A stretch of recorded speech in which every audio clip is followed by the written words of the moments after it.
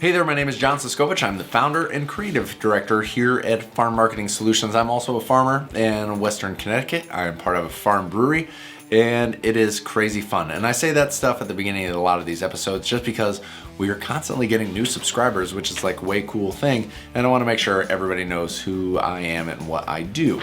So what I do, one of the things that I do is that on the front of my website, farmmarketingsolutions.com, go all the way to the bottom, there is a form that you can fill out. It's brief. It's just so you can ask me a question. I'll sort it, I'll print it out, and I'll bring it down to my basement, and I will answer your question here on YouTube. So that is how you get on the show. Today is Wednesday's episode. I got a question from Gabe Elton. Gabe says, I've heard that pigs take less time than pastured chickens, and therefore are more profitable. What are your thoughts on this? Well, Gabe, you have touched upon two of my favorite things, chickens and pigs. And so we're gonna talk about that right now. It's gonna be good. I'm gonna assume that you're talking about chickens for meat because if they were chickens for eggs, pigs don't lay eggs, and it's apples and oranges. We're gonna have apples and apples here where we're raising two kinds of protein. Now, with the egg-laying chicken on pasture for Cornish cross, the typical turnaround time from start to finish is 56 days or 8 weeks, 2 months. If I got all the delineations there, 1/6 of a year.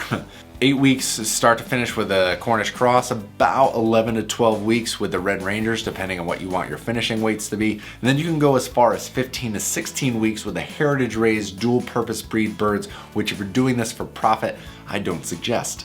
I use the Cornish cross because they're a industrial breed raised in a healthy manner so that I'm not trying to compete with the other people with one hand tied behind my back. A political discussion, perhaps for another video. Now, so that's a 2-month turnaround on average for a bird for 4 pounds. Now, a pig is gonna take 7 months. So with that 7 months, a lot more can go wrong. You can lose some pigs, but pig is gonna finish out at 250 pounds. Now you get a lot more meat per pig. How many chickens can you raise in the amount of time that it can take to raise a pig? And when it comes down to profitability, I hate to give an overgeneralized statement. Both pigs and chickens can be very profitable. I happen to think that starting with chickens is a better course of action because it has the quick turnaround.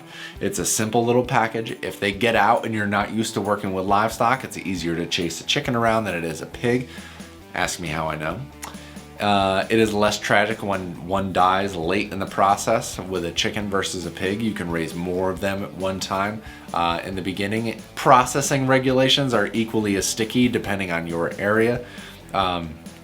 But as far as time-wise, 2 months versus 7 months, so you have that pig for longer, you have more labor into that pig, especially if you're moving them around in a woodlot or a pasture or a mix of woodlot and pasture.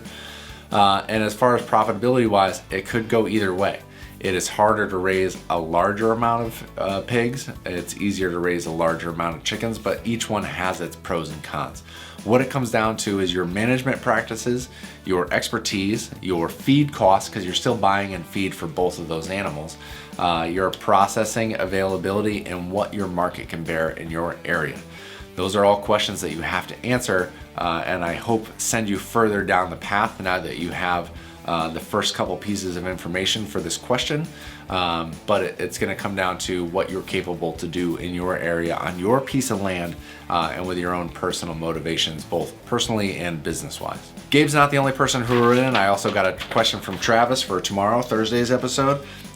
Travis has a question about what the market can bear and how do you tell if the market is saturated.